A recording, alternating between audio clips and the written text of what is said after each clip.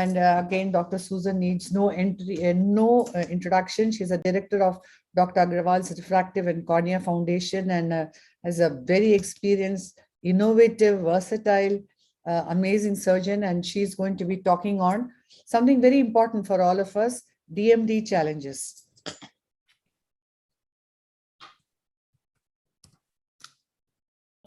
Okay, I can be heard now, right? Yeah. Thank you so much, ma'am, Chitra ma'am, and everybody else and the AIOS ARC committee for inviting me here for this talk. Lovely talk so far. I will just talk a little bit about Desmus membrane detachments, challenges basically. This is not the conventional Desmus detachments that I'm going to be talking about, but more of challenges. I'm going to show you basically something that I call as the ACE technique, basically acing Desmus detachment, and I put as RDD because R stands for regmatogenous. We'll talk about that a little bit more. Regmatogenous Desmus detachment with open lens capsule. So when your lens capsule is open and you get a Desmus detachment, what do you do? So the case was a very interesting case. This was a 45-year-old gentleman who had basically a white cataract. He presented to us with a history of injury long ago. He's got complete peripheral anti-synechiae, as you can see here, white cataract, posterior synechiae. And then when you ask him to look down, he has this ectatic thin patch graph for which he did give a history of surgery many years back. Severe protrusion and thinning, as you can see, you can almost see into the vitreous cavity there. In some of the areas, it's really thin. So now my plan here was basically to go ahead and do the cataract surgery first, followed by scleral patch graft. So you can see what I'm doing now. When I start off with the surgeries, I put in viscoelastic and I do a synechiolisis. So I did this with a rod and I went all around and also did the superior quadrant, as you can see here, and then went ahead and did the capsulotomy. Unfortunately, the capsulotomy part of the video is lost for me, but what has happened is the capsulotomy has been done, and that's when I noticed this this basically, if you can look carefully, this reflex that's going across the anterior chamber. So now that reflex concerned me because that was not something I expected there at all. This was already a complex case to start with. I didn't want more headaches, but as it's very it's clearly seen, there's a Desmus detachment that's going right across the anterior chamber. And this is now in an eye which also has an open lens capsule. So what are my options here in this case? One is that I close the case and leave it at that, because then what happens is I face the postoperative, a very stormy postoperative period, because I'm going to have phacoantigenic uveitis with all the lens proteins exposed to the anterior chamber. The other option is I go on with the cataract surgery, but that is going to, because the cataract has not even been attacked at all, so that's going to have the risk of an avulsion of the Desmus detachment or an extension of the Desmus detachment and messing it up further. So in this case, this was a white cataract. It was really kind of soft, as you can see here. So I decided that I would go in with a Simcoe cannula and I'll just go ahead and aspirate as much as I can. So that's what I did. I used, as you can see, I've switched off the microscope light for better illumination. I'm using the endo illuminator from the side, and I'm going ahead and removing the cataractous material, and then I go ahead and remove also the epithelium for further improving visibility. But you can see that I'm still having difficulty, and every once in a while I'm scared that the Desmus is going to come and get caught in my Simcoe. Obviously, I don't want to use the IA probe here because things can go really fast and really out of control here with the IA probe. Again, going with the Simcoe, very slow surgery because I have to be so careful that I don't grasp that Desmus membrane by mistake. So now I decide to take a breath, pause, and think for a moment. And this is from where the ACE technique is something that I use. I just thought of it at that moment, and probably these are just some things that you can keep in your mind when you attack or when you face these cases, and you have to kind of decide about how you're going to proceed with surgery. So you can see what I've done is I've fixed an anterior chamber maintainer here. That's a trocar anterior chamber maintainer, but you could use any kind of anterior chamber maintainer. And what I've done is I've connected it to the air pump. So you all know, I guess, that we use a fish tank aquarium air pump. We've been using it for long for our phaco surgeries for giving us gas forced infusion, and that comes through a millipore filter so that everything is sterile. But you could also connect it to the vitrectomy machines, the fluid gas exchange system of the vitrectomy machines. And when you do that, keep the air coming out at a pressure of about 5 to 7 millimeters mercury or 5 to 10 millimeters mercury. That is low pressure air infusion.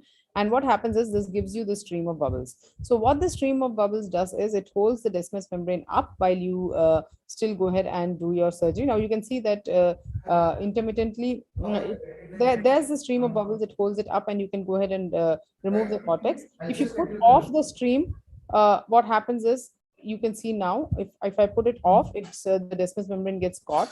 But if you put it on, it holds that detached desmus membrane up against the stroma with each subsequent bubble that comes out, it holds it up. The key points are not to have it at a very high pressure, because then the whole antechamber just fills up and you can't see anything, but to have low pressure infusion going on. Uh, Here, what I've done, of course, is just use a posterior, an inferior approach as well for removing the rest of the cortex. And I'm also doing intraocular lens implantation under air, so the desmus is held up. The other option was, of course, to have used viscoelastic to hold it up. But what happens in that situation is you've got viscoelastic in the interface, and that itself can interfere with the reattachment of the desmus membrane in the postoperative period. So I didn't want to do that. Or you could also, if you feel comfortable doing that, you could use a mixture of these techniques. You could possibly use viscoelastic with air pump, and all of these techniques are going to help you increase the chances of success of your surgery. And every little bit that helps in these difficult cases is really helpful. So that's what I call as the ACE technique. ACE standing for air pump assisted cataract extraction. Air pump, A for air pump, and then cataract extraction, for when you face a situation where there's a desmus detachment and an open lens capsule and you want to continue with your cataract surgery. And then go ahead and just complete this. Is all just, of course, routine. Put in the scleral patch graft, and you can see there the margins of the desmus detachment right there. Back up again, properly, reattach. This is intraop. The subtitling is wrong. This is the end of surgery, and now you'll soon see the post-op 1 week where the patch graft is good and everything looks good.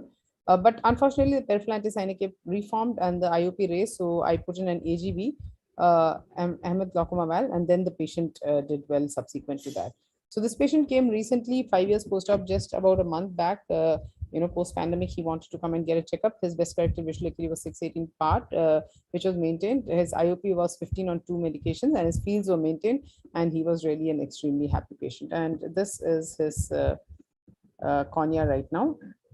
The central cornea is clear, but the periphery where he had peripheral anti-synocape even pre-operatively continues to have that, and there's a epithelial hypertrophy. But the central cornea is clear, and he's having 618 vision. So this was a very happy patient, and this was just a technique to show you the ACE technique again, which you can use to just salvage certain situations where you're in difficulty. I wish Dr. Vasavda had just stayed behind for this talk as well, because this case is something that I borrowed from him. In fact, I have it. I'm sorry, I'm not in full screen. This video courtesy is Dr. Abhay Vasavda. And look at this case. This is basically a post-op, beautiful phaco done. Expected a crystal clear cornea post-operatively, obviously, but then it was not so. And if you look at the replay of the video, you can see this fluid wave that's going across the desmus membrane. And this is what I call as the bullous desmus detachment. And we classified basically desmus membrane detachment into different types. And this is my classification. Basically, it classifies it into regmatogenous, tractional, bullous, and complex desmus detachments. And each of these are tackled in different ways. So what we as cataract surgeons most frequently come across is regmatogenous DD, but you also have to know that there is an entity called BDD. Again, these are rarer situations, just as in the previous case that I showed you. You don't always see. The much more commoner variety is regmatogenous, but if you see this, you do need to know how to recognize it and manage it properly. So it's a very different kind of desmus detachment, and it generally comes near side ports, where the incision is small. You do stromal hydration at the end of a surgery, and then everything was uneventful. But during the stromal hydration, the fluid wave, instead of going through the stromal layers, actually goes and detaches the desmus membrane. And you see this well-defined borders of the desmus membrane. It's a bullous DD. Here in this particular one, you can even see a fluid level. And the treatment here is really very simple. All you have to do is, this is how the desmus detachment is, which means that there's basically no break that is large enough to allow the trapped fluid to escape. So all you have to do is create a break in that desmus membrane and convert it into a regmatogenous DD. So then your supradesmatic fluid can escape. You can do a pneumodesmatopexy, and your desmus would be attached. So very simple technique indeed. If you identify it, you can manage it right there before you finish the surgery, and your patient will have a clear cornea the next day instead of having an unhappy patient with a detached desmus membrane. So this is what the relaxing desmotomy is. It's as simple as that. Just make a keratome cut so that goes across the desmus membrane in that area. Now you've created an opening in the desmus membrane, and you just go ahead from the opposite side and inject air, and that expresses that fluid that was trapped above the desmus membrane. And the rest of it is just like the management of a regmatogenous desmus detachment. And you can see that this patient, who had actually undergone air injection twice, and then was referred to us, resolved with just that simple treatment. So just remember that these two techniques are there for more rarer cases, but really they have their own advantages in many ways, and this is something that possibly every cataract surgeon should be familiar with. That I'll come to the end of my presentation. Thank you so much. Yeah, that was a very explicit, completely thorough talk. But for a person who doesn't have access to ASOCT, what would be your clinical clue to identify dismissed detachment in that eye? So basically, ma'am, both these techniques that I showed, I wanted to just let everyone or let the younger people know that these are things that you should look out for on table. And on table, most of us don't have anti-segment OCT. So one is that fluid wave that you can sometimes see across. Second is you can actually sometimes see the shimmering of the desmus membrane intraoperatively, because at that point of time, your cornea is still clear and you can still see through. It's only by the, later that the fluid starts accumulating into the stroma and then it becomes edematous. So these two are basically for intraop management. But if you see the patient post-op and there's already stromal edema, and you don't have an anti-segment OCT, you have to suspect. You put it into a very thin slit, your slit lamp, put off the room lights, and look carefully. And very often you will be able to make out the desmus detachment. And you can also, sorry. Yeah. You can also have, if you've done the surgery yourself, have an idea about the type of, what happened. The events of the surgery will also help you identify. If your surgery was reasonably atraumatic, but you still have edema, that should, make you suspect a desmus detachment. Or if you've got a lot of phaco energy, phaco power used, or, dense cataract, then maybe it's just striate keratopathy and you could wait for it to resolve. So basically, it's a clinical judgment if you don't have an anti-segment OCT. The anti-segment OCT is a huge advantage when you have corneal edema and you want to differentiate. When would you think of air bubble and when would you think of a C3F8 gas? Ma'am, C3F8 is where, you have inferior detachments which are more difficult to reoppose because the air doesn't stay there. The air tends to float up, and the air bubble, if you just put air, it may get absorbed faster. When you want a longer period of, gas tamponade in there, you can use non-expansile concentration of C3F8 or SF6. For more detachments that you expect to be more difficult to reattach, for those you use this. But frankly, ma'am, I have kind of stopped using C3 non-expansile gases for some time, and I use only air. And that's because I also do air pump assisted attachment, on table when I have when I have these kind of desmus detachments, which are more difficult. So if you use the air pump, it kind of helps intraoperative attachment. No, if it's a DM detachment elsewhere which has come to you, and you don't know the course of the intraop thing, so I wanted to know when you would use air, when you would do C3F8, and when would you do an inferior PI. Okay, you mean to say, ma'am, that if you don't have the ASOCT also and you're not sure what's happening. So in that case, what you can do is on table, you can use trypan blue to stain the desmus membrane, use the endoilluminator from the side, switch off the microscope light, and they generally will let you see through the edematous cornea also. You can remove the epithelium, and that would generally let you see where the desmus membrane is. You can figure out the DM dynamics, see how it's moving around in the anterior chamber, see where it's attached and see where it's detached. And then based on what I said earlier, you put in C3F8.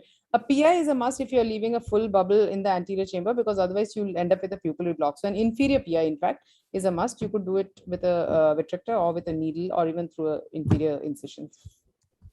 Thanks a lot, Susan. There's so much more questions to ask, but we are running so late. So